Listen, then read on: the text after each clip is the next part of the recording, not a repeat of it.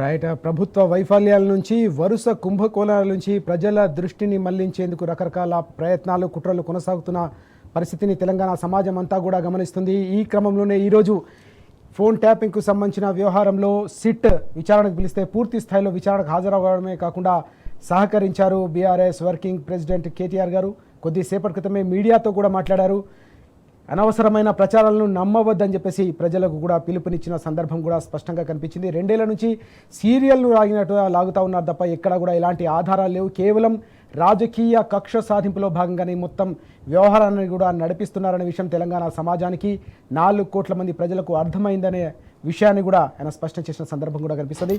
ఇదే అంశంపై మనం డిస్కస్ చేస్తున్నాం. మనతో పాటు బీఆర్ఎస్కు సంబంధించిన సీనియర్ నాయకులు, పోలీసు ఉన్నతాధికారిగా సుదీర్ఘకాలం సేవలు అందించిన డాక్టర్ ఆర్ఎస్ ప్రవీణ్ కుమార్ గారు మనతో పాటు ఉన్నారు. ప్రవీణ్ కుమార్ గారు నమస్తే. నమస్తే రాజు గారు. ప్రవీణ్ కుమార్ గారు, మనం చూస్తూ ఉన్నాం వరుస పరిణామాలన్నీ మీరు కూడా గమనిస్తూ ఉన్నారు. బొగ్గు కుంభకోణానికి సంబంధించిన భారీ అవినీతిని బట్టబయలు చేసిన గంటల వ్యవధిలోనే నోటీసుల ప్రక్రియ పరంపర కొనసాగిన సందర్భం. ఈరోజు దానికి పరిణామ క్రమంలో భాగంగా కేటీఆర్ గారు కూడా విచారణకు హాజరయ్యారు. కొద్దిసేపటి క్రితం బయటకు వచ్చి మీడియాతో కూడా మాట్లాడిన సందర్భం. ఎట్లా చూడాల్సిన అవసరం కనిపిస్తుంది ఈ పరిణామ క్రమాన్ని? దీనిలో బాధితులు ఎవరు, నిందితులు ఎవరు అంటే ఏం చెప్తారు? ఇందులో బాధితులు కేసీఆర్ గారు, కేటీఆర్ గారు, హరీష్ రావు గారు, మొత్తం బీఆర్ఎస్ పార్టీ నాయకులు. నిందితులు ఎవరంటే రేవంత్ రెడ్డి, కాంగ్రెసు పార్టీలో ఉండే సీనియర్ నాయకులు, క్యాబినెట్ మంత్రులు, అదేవిధంగా వాళ్లకు వంత పాడుతున్న కొన్ని మీడియా ఛానళ్ళు, అదేవిధంగా ముఖ్యమంత్రి కార్యాలయంలో ఉండే కొంతమంది అధికారులు, అదేవిధంగా మరి వాళ్లకు రకరకాల ఐడియాలు ఇస్తూ more loyal than the king అన్నట్టుగా మరి వాళ్ళ రాజకీయ చదరంగంలో పావులుగా మారిన కొంతమంది పోలీస్ అధికారులు. వీళ్ళే నిందితులండి ఇందులో. ప్రధానంగా ఇక్కడ మీరు చూసుకున్నట్టయితే సుదీర్ఘకాలం మీరు సర్వీస్లో పనిచేశారు, ఐపీఎస్ ఆఫీసర్గా కూడా పనిచేశారు. ఈ ఫోన్ ట్యాపింగ్కు సంబంధించిన వ్యవహారాన్ని ఎట్లా చూడాల్సిన అవసరం కనిపిస్తుంది? ఇందులో ప్రభుత్వం చెప్తున్న ఈ వాదన కావచ్చు, ప్రభుత్వం 2 ఏళ్లుగా సాగదీస్తున్న ఈ సీరియల్ను ఎట్లా అర్థం చేసుకోవాల్సిన అవసరం ఉంది? దీని వెనుక ప్రధానంగా ఎలాంటి పన్నాగాలు ఉన్నాయంటే ఏం చెప్తారు? మొట్టమొదట పన్నాగాల కన్నా ముందు ఫోన్ ట్యాపింగ్ అనే విషయం మీద మాట్లాడడానికే నాకు ఇబ్బందిగా ఉంది. ఎందుకు ఇబ్బందిగా ఉందంటే అసలు ఒక దేశంలో ఫోన్ ట్యాపింగ్ మీద చర్చ జరగకూడదు. ఏ దేశంలో అయితే, రాష్ట్రంలో అయితే ఫోన్ ట్యాపింగ్ మీద చర్చ జరుగుతుందో అది శత్రు దేశాల ముందు బలహీనంగా మారిపోతుంది. మొట్టమొదటిది చాలా కీలకమైన అంశం, చాలా ముఖ్యమైన విషయం. మీరు అమెరికా చూడండి, ఫోన్ ట్యాపింగ్ గురించి ఎవరు మాట్లాడరు. మీరు బ్రిటన్ తీయండి, మాట్లాడరు. ఫ్రాన్స్ తీయండి, మాట్లాడరు. ఎవ్వరు మాట్లాడరు. దాని గురించి చర్చ జరగదు. సింగపూర్ కానీ, జపాన్ కానీ, సౌత్ కొరియా కానీ, చైనా కానీ ఎక్కడ కూడా మాట్లాడదు. అందుకొరకే అగ్రరాజ్యాలని. మనం ఎందుకు ఇంత కొట్టుమిట్టాడుతున్నాం, మనం ఒకసారి ఇబ్బంది పడుతున్నాం అంటే ఇందుకొరకే. మనం ఏ విషయాలు పబ్లిక్ డొమైన్లో మాట్లాడాలి, ఏ విషయాలు పబ్లిక్ డొమైన్లో మాట్లాడకూడదు అన్న విషయం మీద మనకి ఎవరికి స్పష్టత లేదు. అసలు ట్యాపింగ్ ఏంటి? భారతదేశానికి స్వతంత్రం రాకముందు నుండి ఆనాటి బ్రిటిష్ పాలకులు కూడా వాళ్ళు ట్యాపింగ్ చట్టబద్ధమే అని ఇండియన్ టెలిగ్రాఫ్ యాక్ట్ 1885లోనే ట్యాపింగ్ చట్టబద్ధం అంటే దేశ ప్రజల భద్రత కోసం, దేశ రక్షణ కోసం, అంతర్గత రక్షణ కోసం, అంతర్గత భద్రత కోసం, మనీ లాండరింగ్ ఆపడం కోసం, పన్నుల ఎగవేతను ఆపడం కోసం, ఘోరమైన నేరాలను నియంత్రించడం కోసం ట్యాపింగ్ చేయవచ్చు అని ఆనాడు బ్రిటిష్ పాలకులే ఇండియన్ టెలిగ్రాఫ్ యాక్ట్ 1885ను రూపొందించిపోయినారు. గమ్మత్ ఏంటంటే రాజుగారు, 2021 సంవత్సరం వరకు కూడా అవే చట్టం, అంటే 1885 ఎక్కడ, 2021 150 సంవత్సరాలు అదే చట్టం పనిచేసిందండి దాదాపుగా. ఎన్నో ప్రభుత్వాలు వచ్చినాయి. కాంగ్రెస్ ప్రభుత్వం, భారతదేశానికి స్వాతంత్రం వచ్చింది, దాని తర్వాత కాంగ్రెస్ ప్రభుత్వం వచ్చింది, దాని తర్వాత జనతా ప్రభుత్వం వచ్చింది, తర్వాత బీజేపీ ప్రభుత్వం, మళ్ళీ యూపీఏ, తర్వాత ఎన్డీఏ ప్రభుత్వాలు వచ్చినాయి. ఎవ్వరు కూడా దీని గురించి మాట్లాడలేదు. కానీ ఈరోజు మరి అదేవిధంగా గౌరవ డాక్టర్ మన్మోహన్ సింగ్ గారు భారతదేశానికి ప్రధానమంత్రిగా పనిచేసిన వ్యక్తి 2004 నుంచి 2014 వరకు. డాక్టర్ మన్మోహన్ సింగ్ గారు 2009లో పార్లమెంటు వేదికగా ఏం చెప్పారు? మేము 9,000 టెలిఫోన్లు ట్యాప్ చేసినాము. 500 ఈమెయిల్స్ను ప్రతి నెల కూడా మేము మానిటర్ చేస్తూ ఉన్నాము. మాకు తప్పదు. ఈ దేశాన్ని రక్షించాలంటే, ఈ దేశంలో పన్నుల ఎగవేతను ఆపాలంటే, ఈ దేశంలో మరి మనీ లాండరింగ్ ఆపాలంటే, టెర్రరిస్టుల దాడులు ఆపాలంటే, ఉగ్రవాదుల దాడులు ఆపాలంటే, తీవ్రవాద దాడులు ఆపాలంటే, సామాన్య ప్రజలను రక్షించాలంటే టెలిఫోన్ ట్యాపింగ్ టెక్నాలజీని వాడుకోవడం తప్ప ఇంకొక మార్గం లేదు. కానీ అవి చేస్తూనే సామాన్య ప్రజల ప్రైవసీకి ఇబ్బంది కలగకుండా, దీన్ని దుర్వినియోగపరచకుండా కొన్ని జాగ్రత్తలు తీసుకోవాల్సిన అవసరం ఉందని సాక్షాత్తు డాక్టర్ మన్మోహన్ సింగ్ కాంగ్రెస్ యూపీఏ ప్రభుత్వానికి మరి ప్రధానమంత్రిగా పనిచేసిన మన్మోహన్ సింగ్ గారు చెప్పారు. సుప్రీంకోర్టు రకరకాల జడ్జిమెంట్స్ ఇచ్చింది. 1997లో PUCL versus Union of India, 2017లో justice KS Puttaswamy versus Union of ఇండియాలో చాలా క్లియర్గా టెలిఫోన్ ట్యాపింగ్ చేయొచ్చు, ఇది తప్పు కాదు, ఇది నేరం కాదు, కానీ కొన్ని జాగ్రత్తలు తీసుకోండి అని చెప్పి జాగ్రత్తలు మార్గదర్శకాలు కూడా తయారు చేయమని చెప్పింది గవర్నమెంట్ ఆఫ్ ఇండియా. మార్గదర్శకాలు తయారు చేసి అన్ని రాష్ట్రాలకు పంపించింది. ఇది నేరం ఎట్లయితుందండి నాకు అర్థం కాదు. ఇంకొక విషయం, ఇదే రేవంత్ రెడ్డి ఢిల్లీలో చిట్ చాట్ వేదికగా ట్యాపింగ్ తప్పు కాదు అని చెప్పి ఆయన చెప్పిండు. ట్యాపింగ్ తప్పు కాదు, ట్యాపింగ్ జరుగుతూనే ఉంటుంది అన్నాడు. మరి ట్యాపింగ్ తప్పు కాదని చెప్పేసి గౌరవ డాక్టర్ మన్మోహన్ సింగ్ గారు దివంగత ప్రధాని చెప్తారు. ట్యాపింగ్ చేయొచ్చు అని చట్టమే చెప్తుంది. ఆ చట్టం బ్రిటిష్ పాలకుల నాటి నుంచి నేటి వరకు కూడా వర్తిస్తున్నది. నేటికి ఈ ప్రభుత్వంలో కూడా ట్యాపింగ్ జరుగుతూనే ఉన్నదని పత్రికలు రాస్తూనే ఉన్నాయి. మరి సడన్గా ట్యాపింగ్ నేరం ఎట్లయితుంది? ఇక రెండో విషయం రాజు గారు, చాలా ముఖ్యమైన విషయం, తెలంగాణ పిల్లలకు తెలవాలి విషయం. ట్యాపింగ్ అనేది పోలీసు డిపార్ట్మెంట్ యొక్క అంతర్గత వ్యవహారం. దీని గురించి బయట మాట్లాడకూడదు. ఏ ముఖ్యమంత్రి కూడా, ఏ హోంమంత్రి కూడా, ఏ మంత్రి కూడా, ఏ ఎమ్మెల్యే కూడా అసలు ఈ ఇంటెలిజెన్స్ డిపార్ట్మెంట్లో ఏ ఆఫీసర్లు ఉన్నారు అనేది వాళ్ళకి తెలియదు. ఒక చీఫ్ ఆఫ్ ఇంటెలిజెన్స్ మాత్రమే ముఖ్యమంత్రి గారికి రిపోర్ట్ చేస్తారు. ఏ ముఖ్యమంత్రి కూడా రాష్ట్రాన్ని బాగా చూసుకోండి, రాష్ట్రంలో నేరాలు జరగకుండా చూడండి అని మాత్రమే చెప్తాడు చీఫ్ ఆఫ్ ఇంటెలిజెన్స్కు. అంతే తప్ప నువ్వు పలాని రాజు ఫోన్ ట్యాప్ చేయి, పలాని ప్రవీణ్ ఫోన్ ట్యాప్ చేయి, పలాని సురేష్ ఫోన్ ట్యాప్ చేయి, పలాని భద్రయ్య ఫోన్ ట్యాప్ చేయి అని చెప్పరు. ఒకవేళ చెప్పినా ఈ ఇంటెలిజెన్స్ అధికారి అసలు నాకేం తెలియనట్టుగా ఉంటాడు తప్ప అతను నేను ఏ విధంగా సమాచారాన్ని సేకరిస్తున్నా విషయం చెప్పడు. ప్రధాని నరేంద్ర మోడీ గారు పలాని ఫోన్లను ట్యాప్ చేయమని అజిత్ దోవల్ గారికి చెప్పారు. అజిత్ దోవల్ గారు నేను ఏ విధంగా ఇన్ఫర్మేషన్ తీసుకొస్తున్న విషయం ప్రధాని నరేంద్ర మోడీ గారికి చెప్పరు. ముఖ్యమంత్రికి చీఫ్ ఆఫ్ ఇంటెలిజెన్స్కు మధ్యలో ఒక ప్రొఫెషనల్ రిలేషన్షిప్పే ఉంటుంది తప్ప నేను ఈ నెంబర్ ఇస్తా, ఆ నెంబర్ ఇస్తా, ఆ సినిమా యాక్టరు, ఈ సినిమా యాక్టరు ఎవరు చెప్పరు. చెప్పినా వీళ్ళు చేయరు. వీళ్ళు రోజు ముఖ్యమంత్రి గారికి రకరకాల శాంతి భద్రతల సమస్యల మీద, దేశ రక్షణ మీద, రాష్ట్ర రక్షణ మీద సమాచారం ఇచ్చినా, మంత్రుల పనితీరుల మీద సమాచారం ఇచ్చినా, అధికారుల పనితీరుల మీద సమాచారం ఇచ్చినా, అవినీతి కుంభకోణాల మీద సమాచారం ఇచ్చినా, ఏ విధంగా ఎవరి నుంచి ఎట్లా సమాచారాన్ని సేకరించిన విషయం మీకు ఇంటెలిజెన్స్ చీఫ్ ఎప్పుడు కూడా ముఖ్యమంత్రికి చెప్పడు. ఒక నోటు తయారవుతుంది, ఆ నోటు మీద ఎవరు సంతకాలు పెట్టరు, ఆ నోటు గౌరవ ముఖ్యమంత్రి గారికి ఇస్తారు. ఇది అఫీషియల్ ప్రొసీజర్. కానీ ఈరోజు హరీష్ రావు గారిని పిలిచారు, కేటీఆర్ గారిని పిలిచారు. హరీష్ రావు గారిని 9 గంటలు, కేటీఆర్ గారిని 7 గంటలు, ఇంకొక ఎమ్మెల్సీని ఎయిర్పోర్ట్లోనే ఎత్తుకొని పోయారు. దాదాపు 350 మందిని ప్రశ్నించారు. ఆ 350 మంది దగ్గర నుంచి ఏం రాలేదని చెప్పేసి ఇవాళ మళ్ళీ కొత్తగా ఒక సిట్టు 2024 లేసి మళ్ళీ ఇంకొక సిట్టు 2026లో వేసిండ్రు.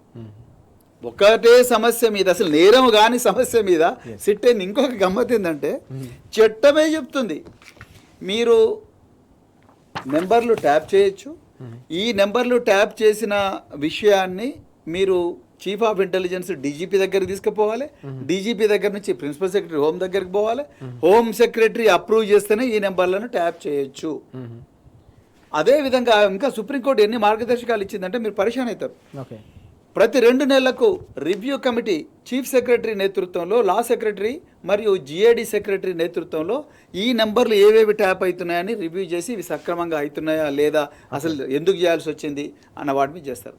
ప్రతి 6 నెలలకు ఈ రికార్డులను ధ్వంసం చేయాలని కూడా చట్టమే చెప్పింది. ఓకే, ఇన్ని మార్గదర్శకాలు ఇచ్చింది.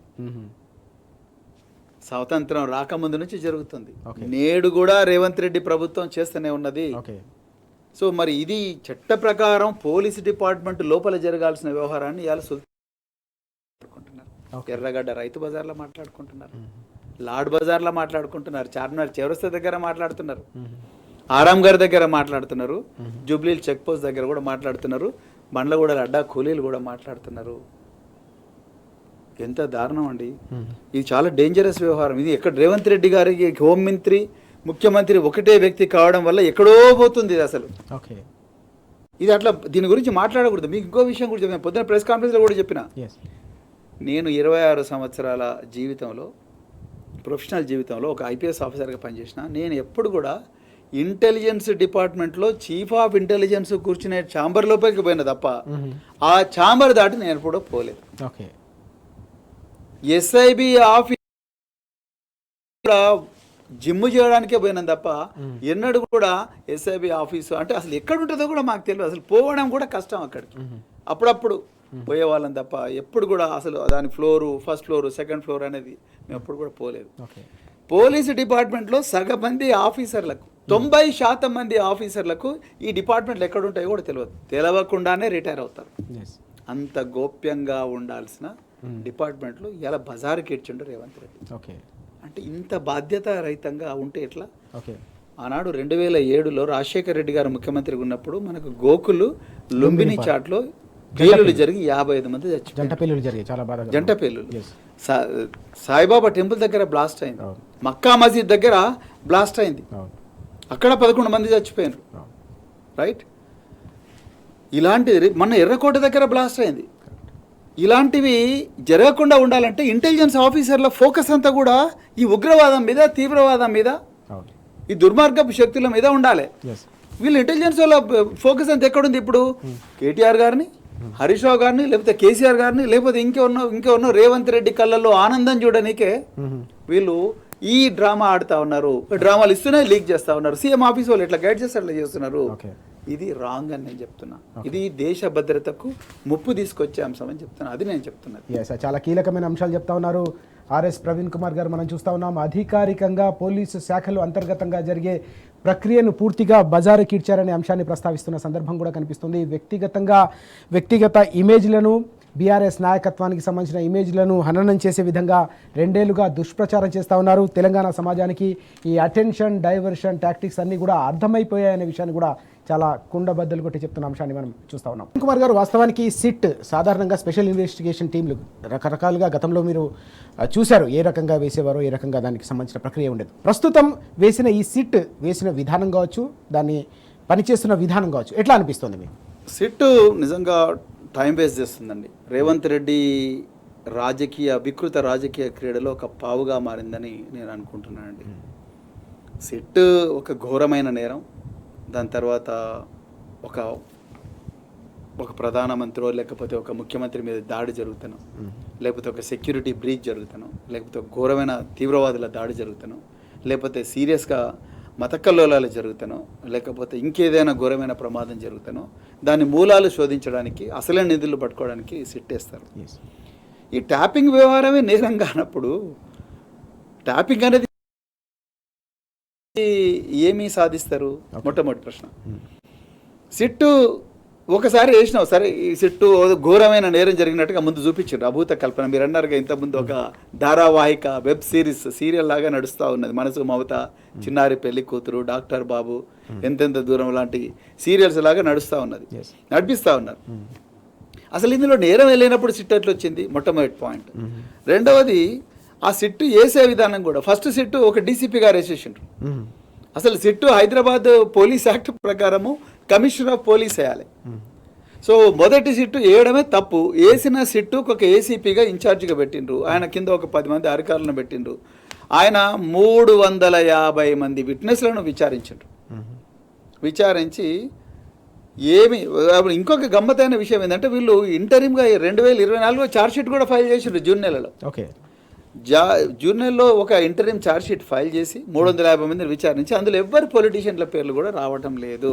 నేను ముందరనే చెప్పిన, నిజానికి స్టాఫింగ్కు పొలిటీషియన్స్కి అసలు సంబంధం ఉండదు. ఓకే, వాళ్ళకి యాక్సెసే ఉండదు. ఓకే, ఓకే, అలాంటి వ్యవహారానికి సిట్టు వేయడమే తప్పు. సరే వేసినావు, అసలు సిట్టు వాళ్ళకు డిజిటల్ ఎవిడెన్సే ఉంటుంది. ట్యాపింగ్ అంతా ఫోన్లు కాదండి, సెల్ ఫోన్లు, టెక్నాలజీ, సర్వర్లు ఉంటాయి, కంప్యూటర్లు ఉంటాయి, ఇంకా ఎక్స్చేంజెస్ ఉంటాయి, టవర్లు ఉంటాయి. ఇక వీటి ద్వారానే మొత్తం జరుగుతుంది. ప్రతిది కూడా ఎలక్ట్రానిక్గా రికార్డ్ అవుతుంది.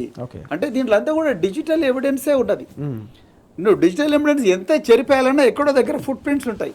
నువ్వు ఎంత ఏమంటారు కాకలు తీరిన నేరస్తుడైనా కూడా డిజిటల్ ఫుట్ ప్రింట్స్ను తీసేయలేడు, ఎక్కడో దగ్గర దొరుకుతారు.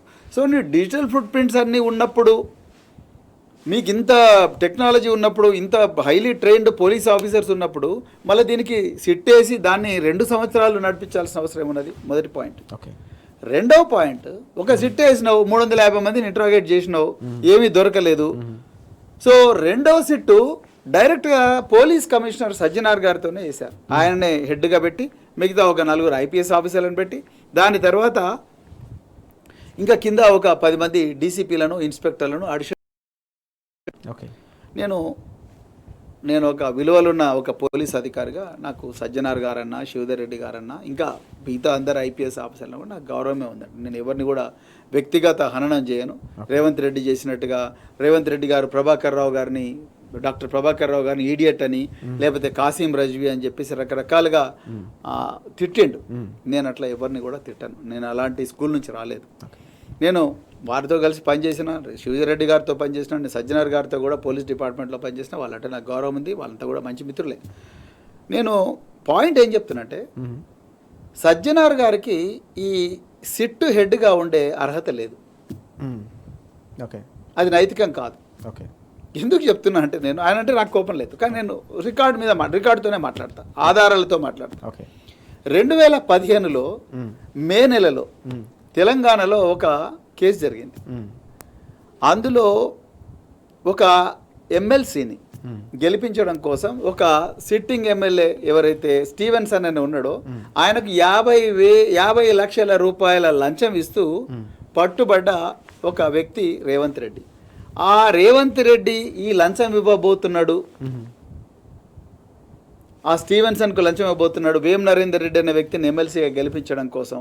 చంద్రబాబు నాయుడు, అప్పుడు రేవంత్ రెడ్డి టీడీపీ ఎమ్మెల్యే, చంద్రబాబు నాయుడు గారి ఆదేశాల మేరకు ఈ విధంగా చేయబోతున్నాడు అన్న సమాచారం సేకరించింది పోలీసు శాఖ. ఆనాడు డిఐజీ ఇంటెలిజెన్స్లో పనిచేస్తున్న 2 అధికారులు, ఒకటి సజ్జనారు, 2 శివధర్ రెడ్డి గారు. వీళ్ళు సమాచారం సేకరించిన తర్వాత ఏసీబీ వాళ్ళు పట్టుకున్నారు. సరే, అయిపోయింది. సో వీళ్ళకు వ్యతిరేకంగా వీళ్ళు ఫోన్లు ట్యాప్ చేసిండ్రని చెప్పేసి ఆంధ్రప్రదేశ్లో ఆనాడు ఆంధ్రప్రదేశ్ పోలీసులు వీళ్ళ మీద కేసులు బుక్ చేసిండ్రు, సజ్జనార్ గారి మీద. అంటే కొంతమంది సీనియర్ ఆఫీసర్లు అని చెప్పి వీళ్ళ పేర్లు పెట్టకుండా కేసులు బుక్ చేసిండ్రు. ఆనాడు ఇంటెలిజెన్స్ ఆఫీసర్లను కూడా పెట్టిండ్రు వాళ్ళు. ఆ ఇంటెలిజెన్స్ ఆఫీసులో ఉన్నదే వీళ్ళు, శివధర్ రెడ్డి గారు, సజ్జనార్ గారు. భవానీపురం పోలీస్ స్టేషన్లో కేసు బుక్ అయింది వీళ్ళకు, విజయవాడలో, గుంటూరులో కేసులు బుక్ అయినాయి, కర్నూలులో కేసులు బుక్ అయినాయి, అలిపిరి పోలీస్ స్టేషన్ చిత్తూరులో కేసులు బుక్ అయినాయి, విశాఖపట్నంలో కేసులు బుక్ అయినాయి, పాయకరావుపేట పోలీస్ స్టేషన్లో కేసులు బుక్ అయినాయి వీళ్ళ మీద. దేవినేని ఉమామహేశ్వరరావు అనే మంత్రి స్వయాన పోయి ఈ ఇంటెలిజెన్స్ ఆఫీసర్ల మీద కేసులు బుక్ చేసిండు. మరి ఆనాడు వీళ్ళ మీద వచ్చిన ఆరోపణ ఏంటి? 2015లో మీరు ట్యాపింగులు చేసిండ్రు అని చెప్పి వీళ్ళ మీద కేసులు బుక్ చేసిండ్రు. ట్యాపింగ్ చేసిండ్రు అనే ఆరోపణల మీద వీళ్ళ మీద కేసులు బుక్ అయినాయి. ఆ ఆరోపణలు ఎదుర్కొంటున్న పోలీస్ ఆఫీసర్ సజ్జనార్ గారు ఈరోజు కమిషనర్ ఆఫ్ పోలీస్ హైదరాబాద్ అయినరు. అదే కమిషనర్ ఆఫ్ పోలీస్ హైదరాబాద్ ఇప్పుడు సిట్ చీఫ్గా ఉండి ఇదే ట్యాపింగ్ కేసును ఎట్లా ఇన్వెస్టిగేట్ చేస్తారు?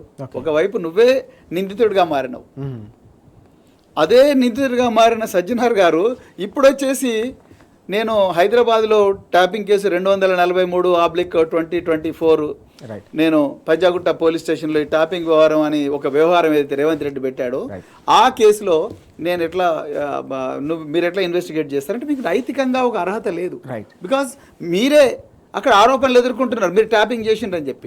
ఇక్కడ వచ్చి మీరు ఎట్లా మళ్ళీ ట్యాపింగ్ కేసును ఇన్వెస్టిగేట్ చేస్తారు? అదే కాకుండా ఇంకొక ప్రాబ్లం ఏంటంటే ఇందులో పోలీస్ డిపార్ట్మెంట్ అంతర్గత వ్యవహారం. కానీ చాలా చోట్ల చాలా మంది బాధితులు మాతో ఏం చెప్పిండ్రంటే పోలీసు వాళ్ళను బలప్రయోగం కూడా చేసిండ్రు, కానిస్టేబుల్లను హోంగార్డులను కొట్టిండ్రని. ఆ విధమైన ఆరోపణలు కూడా వచ్చినాయి. తర్వాత పోలీసు కుటుంబాలను చాలా వేధిస్తున్నారు. ప్రభాకర్ రావును ఫర్ ఎగ్జాంపుల్, ఆయన అమిత్ షా గారి దగ్గర నుంచి మెడల్ తీసుకున్నాడు, గొప్ప ఇంటెలిజెన్స్ ఆఫీసర్ అని. అదేవిధంగా ప్రెసిడెంట్ ఆఫ్ ఇండియా దగ్గర నుంచి మెడల్ తీసుకున్నాడు, వీరోచిత అంటే గొప్ప సాహసాలు చేసిండు పోలీసింగ్లో. అలాంటి వ్యక్తిని A1గా పెట్టిండు ఈ కేసులో. సైబర్ క్రిమినల్గా, సైబర్ టెర్రరిస్ట్గా అతన్ని డిక్లేర్ చేసిండు. ఆయన క్యాన్సర్ సర్వైవర్. రైట్, ఎట్లా చేస్తారండి? వాళ్ళ కుటుంబాలను వేధిస్తున్నారు, వాళ్ళ కుటుంబాల ఫ్రెండ్స్ను వేధిస్తున్నారు, వాళ్ళ పిల్లలను వేధిస్తున్నారు. మీ మీద అక్రమంగా ఏసీబీ కేసులు పెడతామంటున్నారు. వాళ్ళకు 25 సార్లు 30 సంధ్యా శ్రీధర్రావు అంటే వాడు నాకు తెలియదు. ఆ సంధ్యా శ్రీధర్రావు అంటే 35 కేసులు ఉన్నాయి. అలాంటి క్రిమినల్స్ని వాడుకొని రికార్డ్ బిల్డప్ చేస్తున్నారు. అది అవసరం లేదు. ఏ పార్టీ కూడా శాశ్వతంగా అధికారంలో ఉండదు. నేను సజ్జనార్ గారికి చెప్తున్నా, శ్రీధర్ రెడ్డి గారికి చెప్తున్నా, మిగతా పోలీస్ ఆఫీసర్లు అందరికీ చెప్తున్నా, చట్ట ప్రకారమే పోండి. మీరు రేవంత్ రెడ్డి గారికి చెప్పండి, సార్ ఇది కరెక్ట్ కాదు, మీరు హోంమంత్రి కావచ్చు, మీరు ముఖ్యమంత్రి కావచ్చు, శాంతి పద్ధతులు మీ సమస్య మీ సబ్జెక్ట్ కావచ్చు, కానీ మీరు చట్ట ప్రకారం చేయండి. ఏమి లేని దాంట్లో ఊకేనే మమ్మల్ని కేటీఆర్ను సతాయించు, హరీష్ రావును సతాయించు అని మాకు అక్రమంగా ఆదేశాలు ఇవ్వకండి, మేము చేయలేము ఈ పని అని మీరు చెప్పాలి పోలీస్ ఆఫీసర్లుగా. Because there is nothing, it is not illegal to tap the phones. మీరు ఏదైనా చట్ట ప్రకారమే చేసిండ్రు. మరి మీరు నిజంగా దమ్ముంటే అన్నట్టు ఇంటెలిజెన్స్ చీఫ్ని అడగండి, ఆయన కదా తీసుకపోయి రికార్డు. అన్నట్టు డీజీపీ మహేందర్ రెడ్డి గారిని అడగండి, హోమ్ సెక్రటరీ జితేందర్ గారిని అడగండి. ఆనాడు అంజనీ కుమార్ గారు అసలు ట్యాపింగ్ జరగడం లేదని ఎలక్షన్ కమిషన్కు ఇది ఇచ్చిండు కదా, అఫిడవిట్ ఇచ్చిండు, ఆయన అడగండి. ఆనాటి చీఫ్ సెక్రటరీ సోమేష్ కుమార్, శాంతకుమార్ గారు వీళ్ళందరూ ఉన్నారు, వాళ్ళని అడగండి. రాజీవ్ శర్మ గారు వీళ్ళందరిని అడగండి కదా.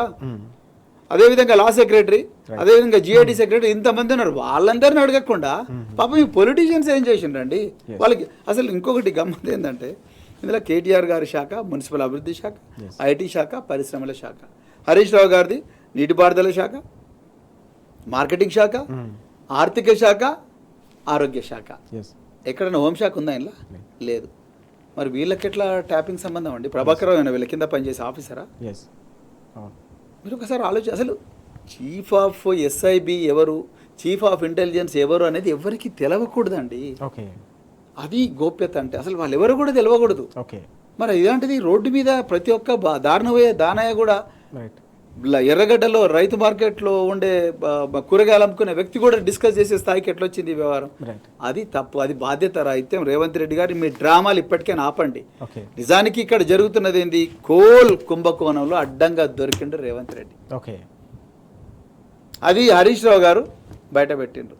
హిల్ట్ పాలసీ కింద 5 లక్షల కోట్ల కుంభకోణం జరిగింది, అది కేటీఆర్ గారు బయట పెట్టిండ్రు. మరి ఇవన్నీ బయట పెడుతుంటే వాళ్ళు అడ్డంగా ఏమంటారు, తేలుగుట్టిన దొంగ అంటారు చూసిండ్రా, దొంగతనం చేస్తుంటే అడ్డంగా లైట్ వేసి దొరకబట్టిండ్రు. చీకట్లో దొంగతనం చేస్తుంటే నాయని కోల్ బ్లాక్ కానీ కోమటిరెడ్డి వెంకటరెడ్డి వచ్చిందంటే కాంట్రాక్ట్, ఇంకోవైపు రేవంత్ రెడ్డి మన్మడు ఎవరు, అల్లుడు ఎవరు, సుధీర్ రెడ్డి ఉన్నాడంట, మధ్యలో మల్లు బట్టి విక్రమార్క, వీళ్ళందరూ పంచుకుంటున్నారు. దాన్ని బయట పెట్టినందుకు ఈ నోటీసుల వ్యవహారం చేస్తా ఉన్నారు. ఇంకెంతమందికి ఇస్తారు? ఎన్ని రోజులు చేస్తారు అటెన్షన్ డైవర్షన్ డ్రామా? అరే డిజిటల్ ఎవిడెన్స్ ఉన్నది, అంతున్నది. ఒక్క రోజులో లేకపోతే మహా అంటే ఒక నెలలో అయిపోయేదాన్ని 5 సంవత్సరాలు లాగుతా ఉన్నారు. 5 సంవత్సరాలు లాగుతారు. నేను చెప్తున్నా, ఇది ధారావాహికం సీరియల్ ఎపిసోడ్స్, ఒక 8 ఎపిసోడ్స్ అవుతాయి, మళ్ళీ సిరీస్ 2 వస్తుంది, సిరీస్ 3 వస్తుంది, సిరీస్ 4 వస్తుంది. ఎస్, చాలా కీలకమైన అంశం మనం చూస్తూ ఉన్నాం. కేవలం బొగ్గు కుంభకోణానికి సంబంధించిన వ్యవహారంతో పాటుగా రాష్ట్రంలో పరిపాలనా వైఫల్యం నుంచి 4 కోట్ల ప్రజల దృష్టిని మళ్లించాలన్న ఏకైక ఆలోచనతో మాత్రమే ఈ కేసుకు సంబంధించిన వ్యవహారం కావచ్చు, నోటీసులకు సంబంధించిన వ్యవహారాన్ని రాష్ట్ర ప్రభుత్వం నడుపుతుంది. కానీ తెలంగాణ సమాజం ఎట్టి పరిస్థితుల్లో కూడా వీటిని నమ్మే పరిస్థితిలో లేదని చాలా స్పష్టంగా ప్రవీణ్ కుమార్ గారు చెప్తున్న సందర్భాన్ని మనం చూస్తూ ఉన్నాం. శాంతి భద్రతల పరిరక్షణలో భాగంగా పోలీసు శాఖలో అంతర్గతంగా జరిగే వ్యవహారానికి రాజకీయ నాయకులకు ఎలాంటి సంబంధం ఉండదు. అయినప్పటికీ కూడా కేవలం రాజకీయ కక్ష సాధింపులో భాగంగానే ఇదంతా కూడా చేస్తున్నారు. ఇప్పటికైనా ఈ డ్రామాలను ఆపాలని కూడా హెచ్చరిస్తున్న సందర్భం కూడా మనకు కనిపిస్తూ ఉంది. Thank you very much Praveen Kumar గారు, విలువైన సమయాన్ని కేటాయించారు. Thank you so much. చిన్న బ్రేక్ తీసుకున్నాం. బ్రేక్ తర్వాత అప్డేట్స్ కొనసాగుతాయి. Stay tuned.